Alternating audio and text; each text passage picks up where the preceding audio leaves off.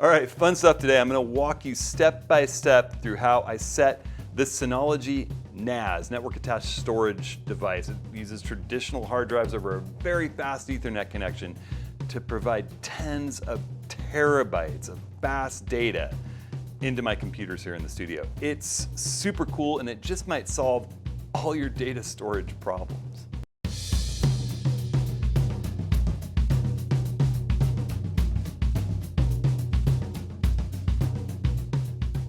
Well, hey everyone, Hudson here. Welcome to this video, which I feel like I should entitle, Your Storage Problems Are Over. At least that's the case for me. So, as my cameras have gotten higher and higher resolution, and as I've done more and more video and stills and time lapse, the storage needs have just grown exponentially. And I went from that traditional trajectory of just having a whole bunch of hard drives laying around, you've outgrown what's in your computer, to I need other hard drives and I need to back up all those hard drives, and it starts to get confusing. To a number of years ago, I got a system from Drobo. I've done videos about it, and it was what they call a RAID system, a redundant array of inexpensive drives, RAID, it's an acronym. It connected fast via USB, at the time, or older versions of Thunderbolt. There were some for FireWire. It was fast at the time, but is no longer fast. And the company has sort of ceased to exist for all intents and purposes. I think it's kind of a lumbering shell of what it once was, and it just doesn't seem to be safe trusting my data to this old box anymore. Plus, I was outgrowing it, and it was really too slow to do modern 4K video editing and stills editing. You wind up juggling data from this as a storage tank onto fast SSD drives to work with, and then back for storage and backup. So I have moved to this really cool system from Synology. There's a couple of big players in the network attached storage world that employ fast 10 gigabit Ethernet connections to bring data into your computer at speeds of up to a gigabyte a second. Really, really astounding speed that you can video edit in 4K, that you can work with Photoshop and Lightroom seamlessly, and have tens of terabytes of data backed up with hard drive failure redundancy, just using these old school, inexpensive internal hard drives. It's still a RAID system, redundant array of inexpensive drives, using some hardware acceleration. And so in this video, I want to talk about how I've set this system up, what its performance aspects are, what kind of costs we're talking about. It's not the cheapest thing in the world, but it's an investment for decades in the future of bottomless data storage. Well, it's not bottomless, but 50 terabytes or 40 terabytes or 60 terabytes feels pretty bottomless to me. And then there are expansion ports that allow you to add 5-drive expansion bays. So depending on what size hard drives you get and how many of them, you can continue to upgrade it with bigger and bigger hard drives. It's a pretty cool system that you can tailor fit to your needs, and it should last a really long time. And the data speeds we're talking about challenge the best of the little external SSDs that we're using right now that I recommend for their higher speed capability. So I'm going to talk about how I set it up in this video. There'll be a subsequent video where I talk about how to back it up locally. I think everybody should have data in two places. Even the fact that this has drive failure redundancy, if there were some power surge or something and this got fried, who knows what. I feel like I should have my data in this box, plus some old school, slow, doesn't need to be the fastest connection, cheaper, big storage pots to back up the data, and then that backed up to the cloud. So the second video, we'll talk about how to do that. And then in a third video, I'll talk about how to use this, which is like its own little server for your home office or your studio like I've got, to replace the money, the paid for cloud storage that you might be using, whether it's Google or whether it's Apple or whether it's Dropbox. This can replace that, give you access to data from anywhere. It's its own little computer that'll automatically restart if the power goes out and comes back on, and be feeding data through your network so that you can access it from anywhere in the world via some of the apps that are available to install on this. So, three-part sort of video. I have been working This is a little 5-bay box. This is the latest and greatest that they've come out with, the 1522 Plus. I originally set up an 8-bay box and tested it, an 1821 Plus. It's a little more expensive system. I wasn't sure everybody would need it. So I'm setting up this 5-bay system, and it's going to wind up with my good friend and workshop coordinator Rick in his studio in LeGrand, just to make our data even more redundant. And we're going to use both of these as our own kind of little servers for the company. But I'm going to walk you through setting this up, firing it up, connecting it into the network, setting up its little operating system via a web window on any computer in your network, and then connecting in the high-speed 10 gigabit Ethernet. I'll talk you through everything that you need to do that. And all that stuff, you can hit this link up here and go straight to my website, to my gear links at hudsonhenry.com/ATS links. You can go there anytime. All this stuff's going to be in the digital darkroom section with a NAS subheading. It's also in this video's full description. If you go click the title of this video or show more, depending on your platform, you scroll down through my description, you'll see links to everything that I talk about in this video laid out. Those links help me out. I really appreciate your using them. But the big thing here is just walking through exactly how to set this up. Now, how fast of speeds are we talking about? Well, it's interesting because what happens is you connect all of these drives at the same time. It looks at them as one drive, and it's able to write to them all at the same time. Reading is from them all. It can cache to these very, very fast little NVMe drives, and it'll be looking at what data you access the most, like a Lightroom catalog if you do that. That's an option. We'll talk about that as we're doing the setup. But because it can read and write to all of the drives at the same time, it eclipses any individual drive speed. So I've found that with the 8-bay system, I consistently get about a gigabyte a second read speed, bringing that into either my desktop PC or my desktop Mac Studio. Read speeds, or write speed's a little slower. It's about 550 megabytes per second on both those machines. With this box, the 5-bay, it has less drives to be reading and writing from at the same time. So it's just a little bit slower, but it's still reading at about 750 to 775 megabytes per second. And it's writing at about the same speed, about 525 megabytes per second. So that's really fast. I remember being blown away by the original Samsung T5 drives, which were about 350 megabytes per second. And then the T7s went up to about 550, sometimes maybe close to 600 megabytes a second. So we're faster than that with the 5-drive system. You really can't get much faster than that at a consumer level, even with the little external SSDs. So, those are limited to maybe 1 terabyte, 2 terabytes at most. It's expensive. This, while not cheap, gives you tens of terabytes. It all depends on which drives you stick in here. You could stick 18 terabyte drives if you want in the 1821 system, or 5 18 terabyte drives in here. I have used 10 terabyte drives in my systems. Depending on how much redundancy you want for downed hard drives, you lose a little bit of data capacity. So if you set this up to have one hard drive failure, you'll lose the capacity of whatever the biggest hard drive in this box is. So if you set it up with 5 10 terabyte hard drives, you essentially get a 40 terabyte system. If you set it up for 2 drive redundancy, you drop to 30 terabytes, but that's still a ton of data. And I would advocate just having 1 drive failure redundancy and backing all that data up in your office or studio, and then backing the backup to the cloud. We'll talk about how to do that in a subsequent video. So I'm going to show you how to set this all up. I'm going to build it out with 10 gigabit so it can connect really fast. All right, so let's go over getting this thing assembled, putting drives in it, putting cache drives in it, hooking it up for 10 gigabit Ethernet. The minute you pull it out of the box, you'll realize it's a lot lighter than you expect. This is really simple, really simple. It's tough to mess up. It's pretty foolproof, and all you really need is a little screwdriver, and that's only if you're connecting up the fast 10 gigabit Ethernet connection on this thing. You pull it out of the box, and you realize, wow, it's just a really lightweight little box. It's got this power supply, the box, a quick start guide, and these keys are sort of the key things that are in the box that you need. You know, you got to resist the urge, I think, to just slap hard drives in it right off the bat. Instead, there are a couple little accessories to install. If you look right on the bottom of the drive, there's a couple of little doors that come off with just a little quick tab.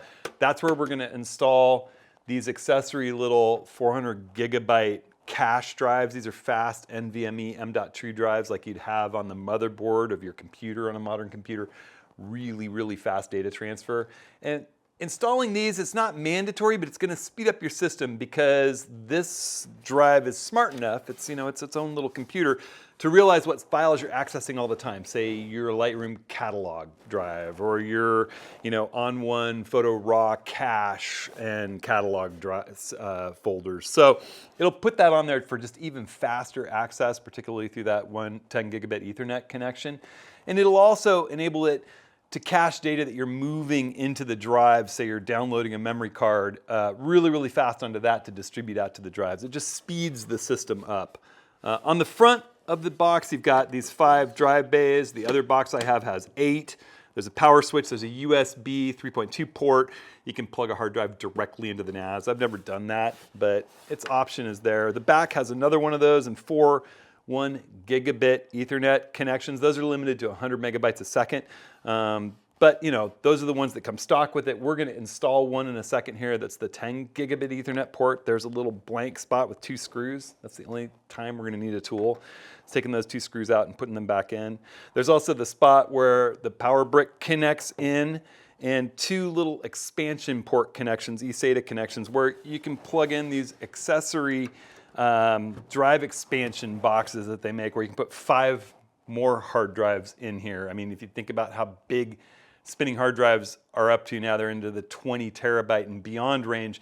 That's up to 80 gigabytes more expansion twice as your system grows. I mean, it really does start to become sort of a bottomless storage system, all driven by this one box. And you know, the first thing I would do is pull out each one of these 5 drive trays. You just reach your thumb under the bottom of it or your finger, pop it out, it slides right out. I'll show you how you can toollessly quickly install your hard drives in there. But you get those out and you can look inside and see the motherboard of the system exposed there, just a little spot that has its RAM. Remember, this has an AMD Ryzen processor in here. I think it's 2.6 gigahertz, and it's got 8 gigabytes of RAM installed stock. There's a spare RAM slot in there. You could double it to 16 really easily by buying a chip, but based on the kind of use that I do, video editing and photo editing, you don't really need to do that. If you want to turn this thing into a media server and use its own processing power, well, maybe you want to increase the RAM, but that's how you would get to it. You can pull the drives out. You can power the box down, pull the drives out, put them back in, just making sure you put them back in the same order, and do that later if you should so want. But you pop these 2 little doors off and you've got access to install these little accessory M.2 NVMe drives. And there's even a little written set of instructions on how to do it here on the bottom. When you look at those, you'll see there's sort of a connector to catch a screw on one side, and then there's the little gold-plated connectors on the other. Don't touch those gold-plated connectors. But you can look in here and see there's sort of a little short one and a big long one, and you can see there's a little short receiver and a big long receiver with a divider, and you just sort of push them in down there at an angle. You'll feel it just pops in. Then you just press it down, pull back this little black tab, and click, it goes in. And you can even see, you know, if you pull that little tab, it pops right up to pull out. That's as easy as that. It's not hard to do at all.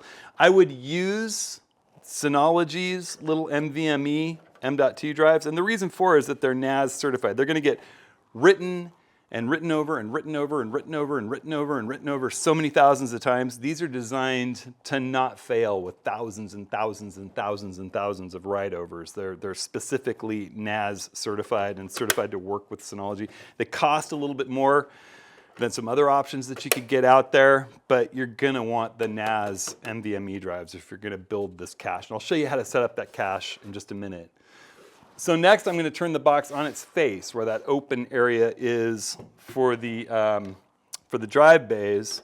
And this is a lot easier to do, like I said, before you install drives. It weighs almost nothing, but put 5 big spinning platter drives in here, and it starts to weigh quite a bit more. I'm going to loosen the 2 screws on this little rectangular plate back here. It's right between the USB 3.2 port and its power adapter, power supply port right here. And I'm pulling those out, setting the little screws aside. We're going to set this little door aside. We can put it back in the box in case we ever want to uninstall this 10 gigabit Ethernet port. This is this little $150 10 gigabit Ethernet expansion, and it only goes in one way. There's only one way to slide it in. It slides in like a drawer in a cabinet. Push it down, click, it's engaged, and then you're going to drop your little screws back in place, spin them back in with your screwdriver. Easy peasy. You don't need to over tighten. That's one. Boop. Here is two, and now this system is 10 gigabit Ethernet capable. I'll show you how to set that up in a minute. All right, so now I'm going to turn it back over with its opening facing up, facing me. And I'm going to take each of these little drive trays. They have, if you reach out to the end of them, opposite side of the handle, there's a skinny side of these little rails that just pop right off. It says pull on it. You pull those off, grab yourself a hard drive. Hard drives have a bottom that has a little circuit board and a top with the printed part. And it has an interface that's designed to plug into a computer or have connectors for power and a SATA interface. So you want to put those facing out with the circuit board facing down and the label facing up, nice and snugly into the tray. There's only one way that this will work. It won't go together otherwise. And then you're going to take those little side rails, push them back in. They click in place and they lock the hard drive in. They actually go through and push these little pieces out that go into the screw holes on the side of the drive. And you're just going to turn this thing and slide it. It only goes in one way, down into the system, and push that handle down. We're going to lock all those handles down when we're done. I'll speed this up so you don't have to watch me do it on all five, but it's really simple, easy, and takes not very much time.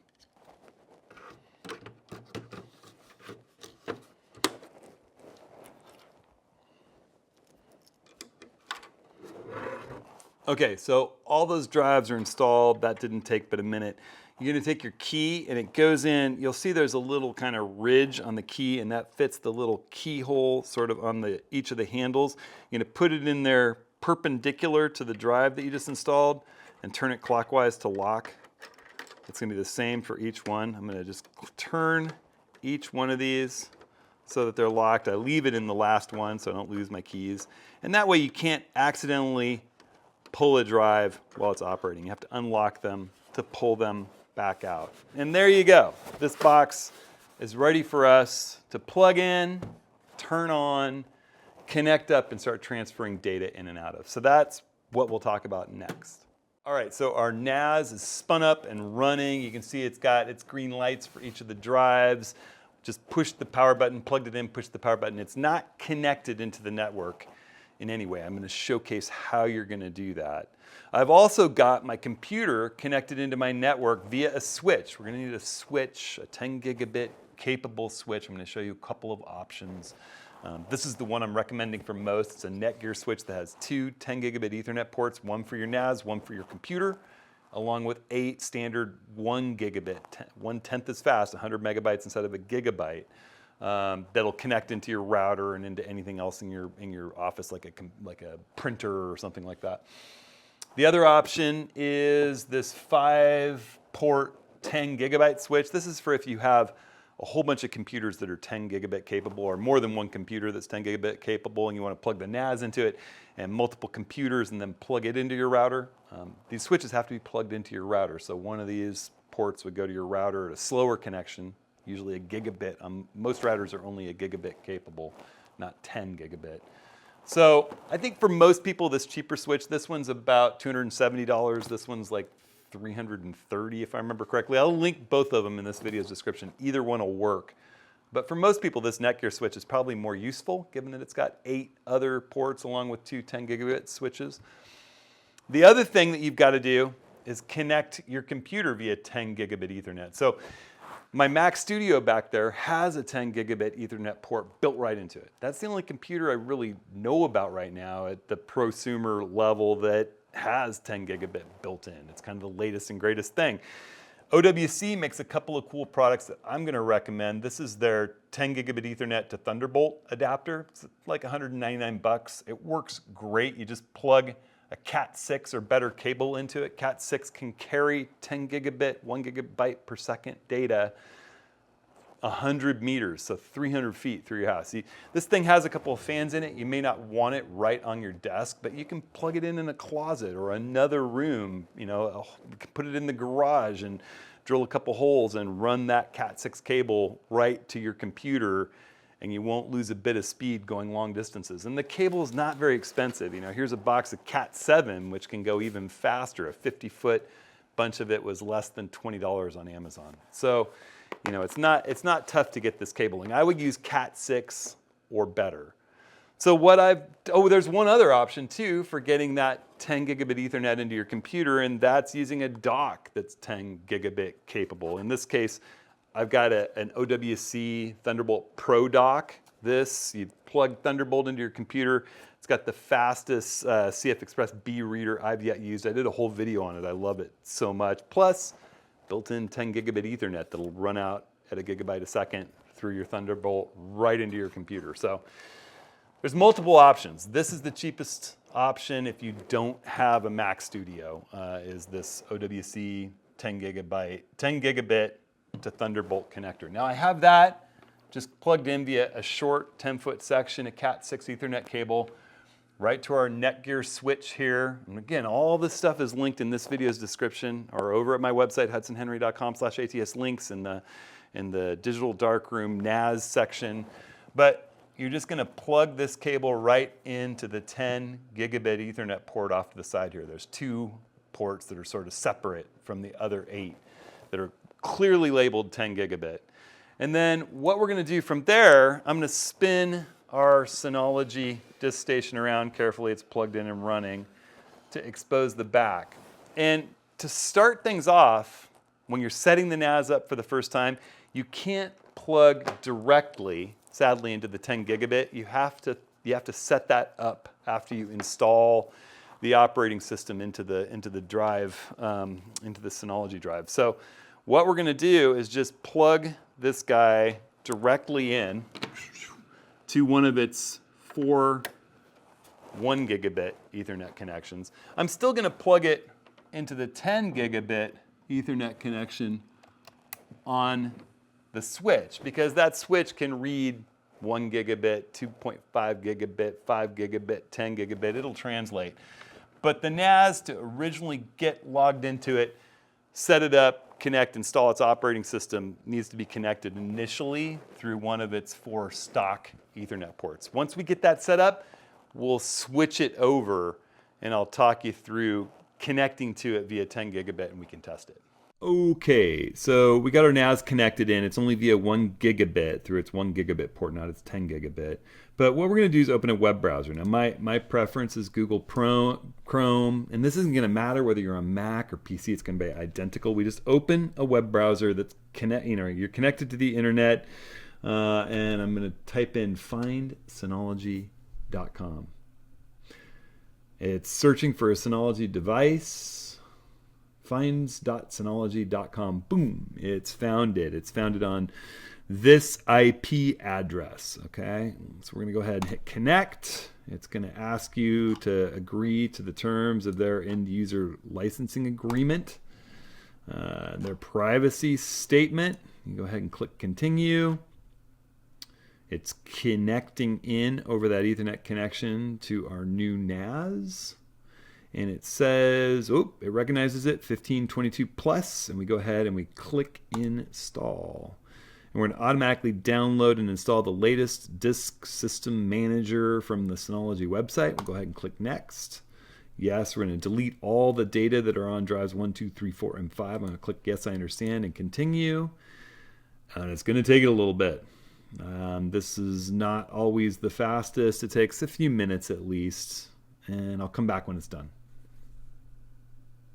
You know, while we're installing this, I think it's worth thinking about the fact that you're going to communicate with your NAS. You're going to work with its operating system. It is its own little computer on your network via a web page on any computer connected into your network. So if you're connected into the same network via Wi-Fi, it's going to be a slower connection into your NAS. If you're connected with the computer via a 1 gigabit Ethernet connection, it's going to be maxed out at 100 megabytes per second. If you're connected in at 10 gigabits with the main computer that you're using for editing that data and moving data back and forth, it's fast, like we talked about, a gigabyte a second, that 10 gigabit connection. But everything's going to be done via this website connection on a browser. All right, so you run off, get a cup of coffee, come back, whatever, and you're going to find something that looks like this. Maybe it's beyond DSM 7.1 by the time you get there, but for right now, that is it. And this is going to be set up for my guy Rick LePage, our workshop coordinator and most amazing photographer friend. So I'm going to put Rick's NAS as the device name, and let's see, call it Rick. I'm just going to pretend I'm Rick. So the device name's Rick NAS. Looks like or maybe just call it Rick NAS. That's funny. That'll work. I'm gonna give him a temporary password. Capital T EMP 1234. We'll have a look at that. TEMP 1234. We will be changing that very fast. All right. I'm not going to save it because it's not going to be around for very long. And we will automatically install important disk station management and package updates. That's basically like the operating system.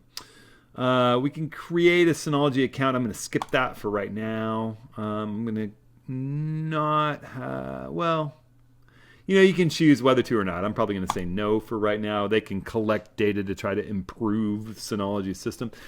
Boom, and this is the default operating system desktop. You can change it. You can put your own photos in there as photographers. That might be something you'd love to do. But basically, you're looking at the operating system in the desktop of that little computer in the NAS.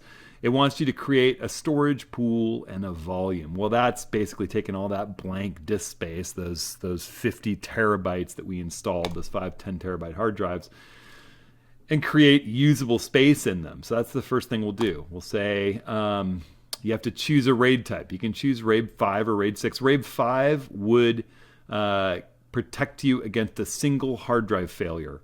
RAID 6 would protect you against 2 hard drive failures. Now, we have 50 terabytes of drives. If you choose RAID 6, you would lose 2 complete drive fulls of data storage space. So it would take 20 terabytes out of the 50. If you do 1, you take 10 terabytes out of the 50.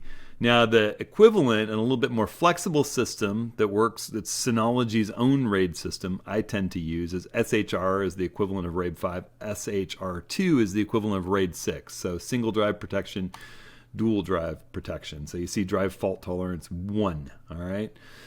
So the reason I'm choosing Synology's hybrid RAID being redundant array of inexpensive drives, again, that acronym, is because it's a little more flexible. You can add drives, subtract drives as the thing is running, grow your storage pool really easily, mix drives of different sizes. It's just a little bit, as long as you're happy with Synology, which I have been, you could take those drives out, put them in a newer Synology box and import that whole storage pool. So I'm going to choose 1 drive tolerance because I'm going to back up everything in the studio. So you could describe it. I don't need to do that. I'm going to go ahead, click next, and we'll select all of the drives just by clicking that 1 drive at the top. It's going to give us a 36.3 terabyte capacity. You can see that 10 terabyte hard drives are not really 10 terabytes. They're 9.1. So those 2 little fast NVMe drives cannot go into the storage pool with the slow spinning drives. Obviously, we're going to use those as a cache. I'll show you how to set that up in a minute. We're just going to go ahead and click the maximum amount. We're going to have 37 terabytes, and we'll call it Rick's NAS. Boom. That's what we're going to call it. I think we can even say with apostrophes and all that stuff for the volume description, but let's keep it simple. We'll just say Rick's NAS. All right, here we go. and select a file system. It's just, I choose the BTRFS. That's just the default recommended. We're going to go ahead and click apply. All the data is going to be erased on the drives. Boom, there it is. It's come up. We have storage pool 1. Meanwhile, let's go into the hard drive SSDs. We're going to go in here and click manage available drives. We've already created a storage pool. Now we're going to create an SSD cache. All right, we're going to mount it on volume 1. That's our choice there. That's the volume we just created. And we're going to do a read-write cache. So you've got 2 SSDs of the same drive type to create fault-tolerant cache. And it'll improve random read-write performance and accelerate data access speeds. All right. So we'll go ahead and click Next. I understand that data loss may occur if the SSD read-write cache is not removed properly. I don't intend to remove it anytime soon. I'm going to go ahead and click Continue, click Next. We're going to set both of those. They said 400 gigabytes. Again, it's less than advertised, but we're going to get a capacity there of 400 gigabytes. And we'll say Next. We'll clear the remaining cache on the slate. Yep, it's going to delete all data that might be on those brand new guys. We've got it maxed out. This will enhance the performance of small file access. Let's go ahead and do that. And we will go ahead, click Next. Okay. Apply. All the data will be erased. Done. Boom. Those are set up and ready to go. All right. So now we've got the caches built in our storage. You can see we've got a cache device 1, cache device 2 set up healthy. You could have changed that. We could have done it without data protection. This is just a little bit safer. All right. And so this is the thing that we're in right now. This is our desktop. Okay. Boom. We can minimize these things. Think like Windows or Mac. So we were in there. If we look at this whole thing, this storage manager thing is running. These are our apps. You can right click on these or control click on the Mac, and you could say add to desktop. So now our storage manager is on the desktop. If you want to get back to that, managing all of your drives and everything in your NAS, there it is. Okay. If we want to go back to the desktop, there it is. We want to set up the 10 gigabit access. All right. That's the next thing we really want to do. And so we're going to jump into our control panel here, and we're going to go into network settings under connectivity. So I'm going to click on that network. And what I want to do is set up that 10 gigabit Ethernet connection. So local area network 1 through 4 are those 1 gigabyte connectors that come stock on the NAS. 5 is the one that we connected. Now, this address is one, it's automatically set up. So if I go in and edit it, all right, it's one that was set up automatically from the router, DHCP. So the router assigned the network, the NAS, this address. We want to set up a static address we're going to connect to over 10 gigabit Ethernet where it's always that address. This is really important. And I want to make it the same one that the router assigned to this network connection that we originally locked into, because I know that one isn't in conflict with any other address on my network. The router assigned it. There's no static item on my network that is this address, 192.168.1.58. So what I'm going to do is I'm going to reconfigure this one that we're connected to by one number. I don't think there's likelihood that any other device is one number off of this. I'm going to go ahead, click OK, and it's going to manually configure that connection, and it'll reconnect us in at that network address. We've manually said this is where we always want that first network connection on the NAS to be. Again, this is our 1 gigabit. We can skip this for now. You can register your NAS later, but you can see, okay, we go back to our network interface. That's been done. All right. Now what I want to do is go into LAN 5.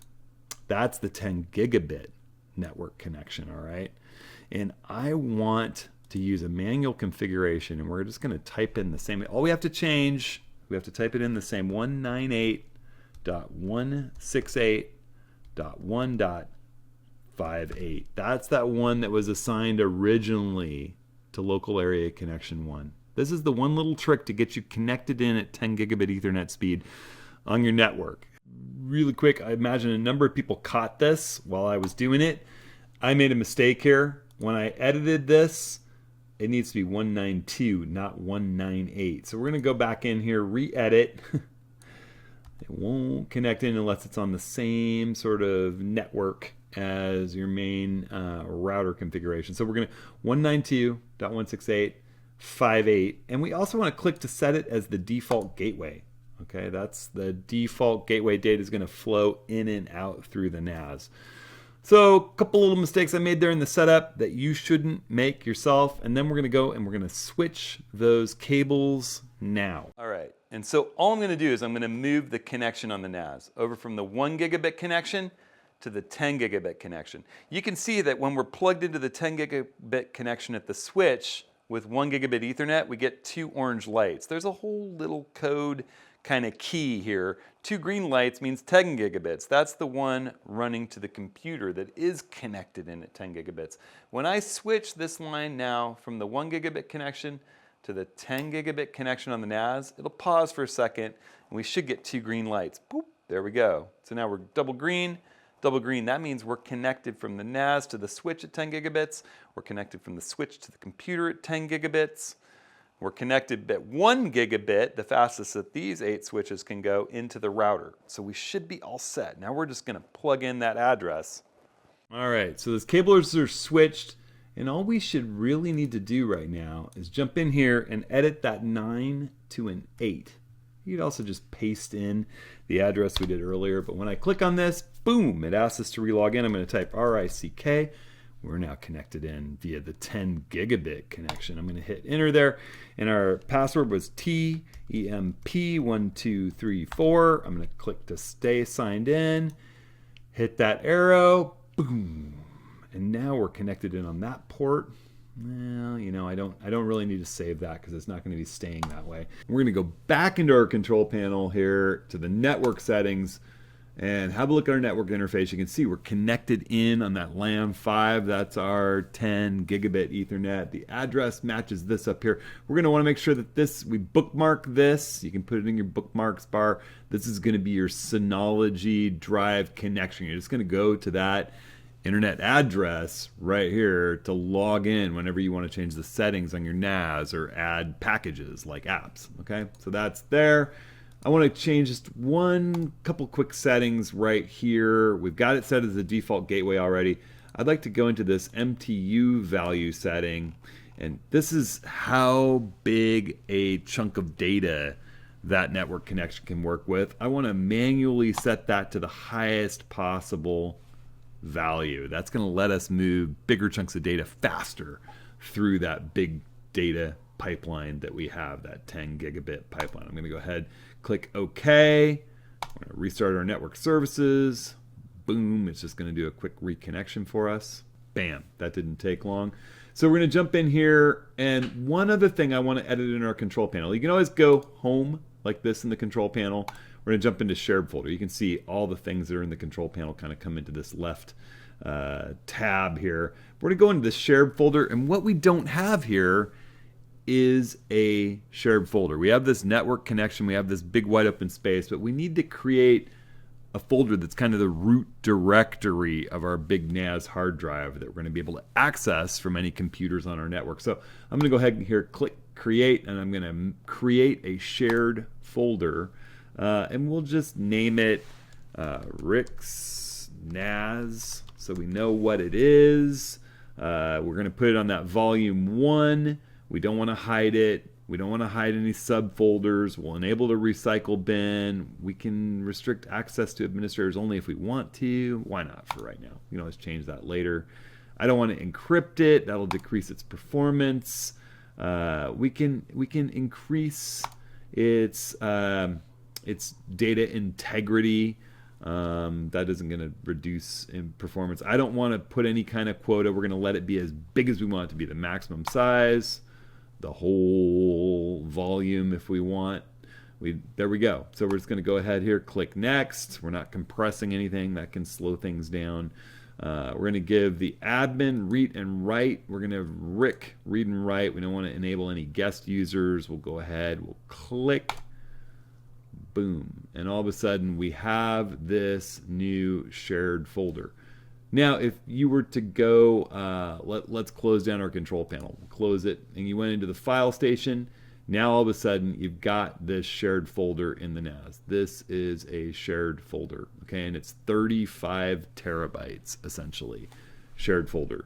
Pretty darn cool. All right, well, how do we access on the system? I'm going to show you really quick with this 10 gigabit connection plugged into the PC, how we would access it from File Explorer on the PC, and we'll move a couple of files into it.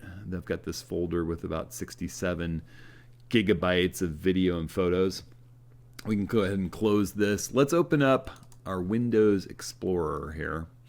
And what I'm going to do is go into my network here, and you can see, boom, there's Rick's NAS. If I click on it, double click it, it's going to bring up, it needs to have the credentials entered. So once again, we're going to use the password Rick. We're going to use that same, the username Rick. Password's going to be capital T-E-M-P, 1, 2, 3, 4, that temporary password. I'm going to go ahead and click remember my credentials for this. Click OK. Wonder why that didn't work.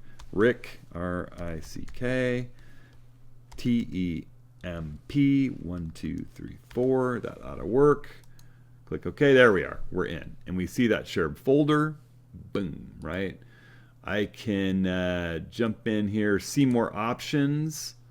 No, wait a second. But if I open it up, I am in.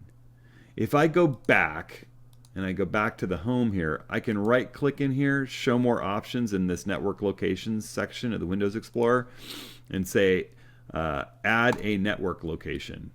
I'm going to say next, choose a custom network location. I'm going to browse.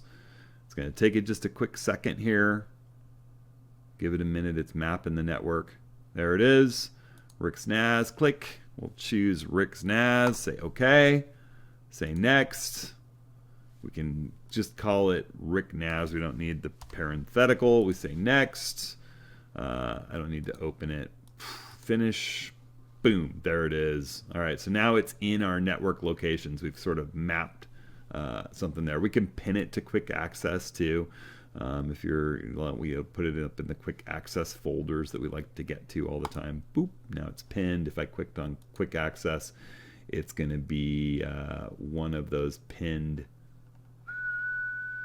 Rick NAS. There it is, right there. Bam, pinned. Okay, cool. So let's put a folder in it. Let's just look at our write speed really quick. I'm going to go ahead. I'm going to actually just copy this guy, and as I paste this big folder in here, it's over 67 gigabytes. It's going to fluctuate a little bit, but it'll average out to about 550 megabytes per second. That's going to take it a couple minutes. We'll come back. All right, so I'm just going to delete the copy of that's on the desktop, and we'll dump that. And then I want to show you how fast it can read off this drive. Read speed's what you really need when you're editing photos and video, and that gets pretty darned impressive. So I just drag this over here to copy it. I think you'll see that it ramps up to quite impressive speeds really quickly here. Starting out slow but building fast. We're passing 500, 600, 700 megabytes per second, and you'll find it averages out generally moving this kind of data up over 700 megabytes per second with this 5-drive system. I'm getting over a gigabyte a second with the 8-bay system. It's pretty impressive. And now I'm going to run over and I'm going to show you how I'll connect this thing up and map it on the Mac. Similar to what I did with Windows, but for Mac, I'm going to connect the Thunderbolt, or I'm going to connect that 10G connection over to the Mac, and you can see how this drive connects up. All right, we're over here on my Mac Studio. Got a beautiful macro of a Costa Rican frog from the workshop this last summer. I'm going to jump in here into my Finder, and as you see, I can see Rick's NAS right here in locations. If you didn't, you could jump into network and find it that way. You'd find it right there. But it's right here. We're not connected to it. All I have to do is click connect, and guess what? It wants us to type in RICK, the username, And the password, we'll do TEMP1234, that temporary password. We'll go ahead and remember that in the keychain. Click connect. Boom, there it is. There's Rick's NAS. Ooh, look at that. We've got our Charleston video. If I was to drop that 67 gigabyte file onto my desktop, it would start coming in via that fast 10 gigabit Ethernet port, and you can see it's just flying in. That's one of the beauties of the NAS. You can put it away in a closet and connect it to all the computers in your house at the same time. It just feeds data everywhere you need it. And if you've got those fast 10 gigabit connections, it feeds it really fast. It's just an amazing, nearly bottomless storage solution. All right, everyone, so there you have it. That's how to set up a Synology system. There are other systems out there with 10 gigabit Ethernet capability, network attached storage like QNAP. My research has indicated that the operating system for the Synology, the system you're going to use to control the thing and add those apps, those packages, is a little easier to use, a little more foolproof with the Synology. It is not a hard system to use. I'm going to do 2 more videos over the weeks ahead. One is going to be about backing up this thing in your home or your studio. The other is going to be about utilizing it to create your own cloud server so that you can dump your paid cloud backup in Dropbox or your shared data that you might have in a professional Dropbox account or Google Drive folder or iCloud. You can do all that yourself with your Synology system and have it backed up in the cloud with a really cheap membership in Backblaze. And we're going to talk about how to do that. There's some tricks on how to do that with Backblaze. So those 2 videos will cover that whole thing for those of you that are interested in upgrading to this. If you have questions about it, hit me in the comments, email me. I'm easy to get a hold of. I love talking about all this stuff. I think this is an amazing system. I am so happy to have upgraded from the Drobo to this, and I think this is so future-proof. Synology is a big enterprise level company that does a lot of server solutions for big corporations and companies, but also has this sort of prosumer, smaller level system for photographers and creative professionals like us. I don't think it's been marketed enough for photographers and videographers. It's an awesome solution, particularly via the 10 gigabit switch, to bring data into your computer really, really fast and have basically a bottomless pot, terabyte upon terabyte of information coming in fast to your computer to use to edit and store your information and archive it. So in subsequent videos, we'll talk about how to back it up and how to utilize this to do some other cool things like replace Dropbox for you. All right, hope you enjoyed it. Thanks so much. I hope everyone is staying creative, staying safe, and we'll see you next week.